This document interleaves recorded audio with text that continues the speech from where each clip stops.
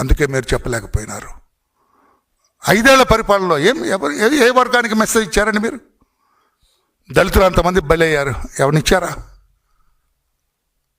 మహిళలకు అన్ని ఇబ్బందులు జరిగినాయి అని మెసేజ్ ఇచ్చారా మీరు? ఆర్థిక సంక్షోభంలో కూరుకుపోయింది మెసేజ్ ఇచ్చారా మీరు? ఇలా చేయాలని ఏదైనా ఒక కన్స్ట్రక్టివ్ వర్క్ ఏదైనా చేశారా మీరు 5 ఏళ్లలో? మరలా దొంగ ప్రామిసులు చేస్తారు. మరలా మనమే వస్తాం అధికారంలోకి, ఓపిక పట్టండి. ఎవడైనా నిప్పుతో కొరువుతో తలగొక్కటానికి సిద్ధంగా ఉన్నారండి? ఆంధ్రప్రదేశ్ రాష్ట్ర ప్రజలు సిద్ధంగా లేరని చెప్పి కూడా ముఖ్యమంత్రి గారికి తెలియజేస్తూ, అబద్ధపు రాతలో రాయొద్దని చెప్పి కూడా సాక్షి పత్రిక కూడా హెచ్చరిక చేస్తూ, నమ్మరండి. Nobody's believe. ఎవరు నమ్మకం లేదు మీరు పత్రికలో. ఇదేంటి? పోలీసులు శవపంచనామని తెచ్చి పోస్ట్ మార్టం రిపోర్టు వైద్యులు రాశారని చెబుతుంటాను. ఇంతకంటే ఏమనుందా?